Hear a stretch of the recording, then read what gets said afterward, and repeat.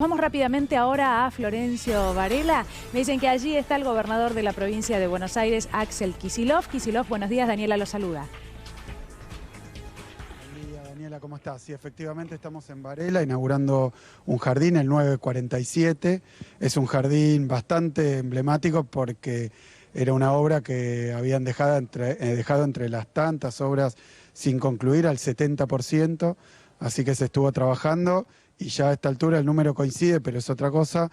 Llevamos inaugurados, entre las que no estaban terminadas y las que iniciamos de cero, 70 edificios educativos en todos los niveles. Sí. O sea que es una inversión muy, muy grande y más de 5.400 obras en las escuelas de la provincia. Este jardín era muy esperado, tiene desde sala de 3 en adelante, tiene todo el plantel completo, me decía acá la directora que nos acompaña, es decir, una inversión educativa pocas veces hecha, pero que vale la pena, porque obviamente recién veíamos a los chicos, a las chicas jugando acá en instalaciones que no tienen nada que envidiarle a las más caras que hay en la ciudad de Buenos Aires o en los lugares de más poder adquisitivo. Y eso es lo que buscamos, ¿no? Educación de calidad y calidad también en la infraestructura.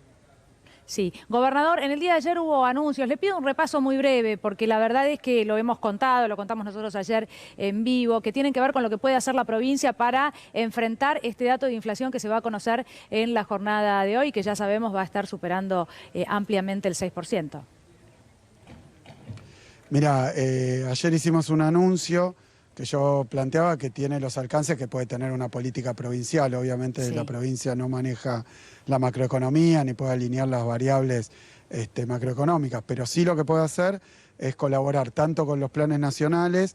En ese sentido lo invitamos al secretario de Comercio, a Roberto Feletti, que nos acompañara, porque acaba de lanzar una canasta específica para los comercios pequeños, de cercanía, almacenes, que son 60 productos, y nosotros lo que preparamos es un sistema junto con los intendentes de relevamiento y fiscalización de esos precios, de forma tal que se cumplan, ¿no? Si son acuerdos se tienen que cumplir, así que vamos a seguir sumando comercios, pero también relevando ahí y en los grandes supermercados. Lo que no puede haber, como lo decía Cristina, en La Plata, cuando hablaba de que al final de la pandemia no sea cosa que la economía crezca, pero que no distribuya. Así que no se pueden enriquecer solamente unos 4 vivos, y esto tiene que ver con los alimentos. Se agravó por la guerra, que ha llevado a la inflación en Estados Unidos. Ahora ya hablan de 8,5 de inflación, pero vienen de un pronóstico de 2,3 antes de la guerra. O sea que ha habido una aceleración de los precios internacionales que afecta también al planeta entero en el terreno inflacionario. Nosotros lo que tenemos que hacer acá, como producimos alimentos, y ahí viene la segunda línea de medidas, es permitir que esos alimentos que se producen en Argentina lleguen a los argentinos y argentinas, en nuestro caso a los y las bonaerenses, a precios bonaerenses. Eso quiere decir que no haya una cadena especulativa en el medio, ni nadie que quiera poner los precios de los productos que se producen acá, en este cinturón frutihortícola, cuyos chicos vienen al jardín de Varela, ¿no? Pero que como el Estado les da, también exige que no le puedan cobrar y atacar el bolsillo y la mesa de los y las bonaerenses cobrando de más o generando especulación. Para eso, una batería de medidas para los mercados bonaerenses. Ya tenemos 8.000 ferias que se realizaron en diferentes puntos. Hay una aplicación que te permite buscarlas. Y después, como hicimos ayer, y con esto termino, en Ensenada, abriendo 10 mercados nuevos para el contacto directo entre productor y consumidor. Bien. Gobernador, tanto Aníbal Fernández como el propio ministro Guzmán fueron de declaraciones importantes de esta semana, esto de seguir adelante con los funcionarios alineados con la política económica. Le pregunto, ¿qué es lo que usted piensa de estas declaraciones y, bueno, del concepto que ellos plantean? No tengo opinión. Lo que sí puedo decir es que el gobierno de la provincia de Buenos Aires necesita políticas nacionales. Por eso las acompaña, como pasó el día de ayer, y si necesita más o otra, lo plantea, pero nada más. Nosotros creo que en ese sentido lo que estamos tratando de defender como Frente de Todos es que esta reactivación no sea solamente crecimiento, sino crecimiento con igualdad, crecimiento con distribución, crecimiento con inclusión, y para eso se necesitan decididas políticas públicas. Decididas políticas públicas, y por supuesto que las que se planteen las vamos a acompañar. Lo hicimos ayer, lo vamos a hacer siempre. Pero mientras tanto, ¿cómo cree que, y en medio de declaraciones cruzadas, hemos hablado de todo? Hablamos de inflación, hablamos de las declaraciones con mucho peso desde lo político. ¿Cómo cree que sigue dentro del Frente de Todos y cómo cree que sobre todo es la mirada de la gente del otro lado, ¿no? En medio de estas declaraciones cruzadas y tantas dificultades en la economía. ¿Cuál cree que será el rol del Frente de Todos? Bueno, y de quienes son parte, usted, por supuesto. Empecemos por el principio. El Frente de Todos se conforma para que el neoliberalismo no nos gobierne más. Porque yo estoy en Varela, por ejemplo, pero todo el conurbano, el interior de la provincia también, golpeadísimos por las políticas de apertura importadora, de reducción salarial, no porque la inflación le ganaba a los salarios, sino porque pensaba Macri, Vidal, Larreta y compañía que había que bajar los salarios porque al país le parecía que necesitaba una política de salarios bajos que para ellos iba a generar más empleo. Fue todo al revés. La verdad que fue todo al revés. O sea que el Frente de Todos se opone y estamos a kilómetros de esas políticas. Después dentro del Frente de Todos, cuando hay matices, cuando hay diferencias sobre temas tan complejos como en medio de una guerra, después de una pandemia, cómo hacer crecer la economía y que se distribuya mejor.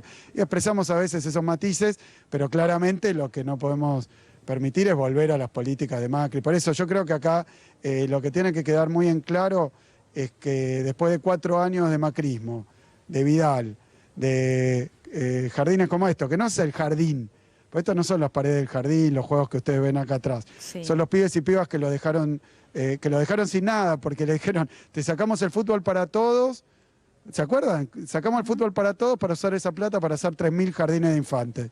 Dejaron sin el pan y sin la torta, sin poder ver fútbol y con los pibes sin los jardines. Nosotros estamos, obviamente, en ese proceso de recuperación, de reconstrucción, en un contexto muy complejo dado por la pandemia y por la guerra. Ante eso, nuestra única prioridad, la principal, la única para lo que estamos, es para que se cree empleo, esto está pasando, pero que ese empleo tenga retribuciones que le permitan a la gente no solo sobrevivir, llegar a fin de mes, sino también tener unas condiciones de vida dignas.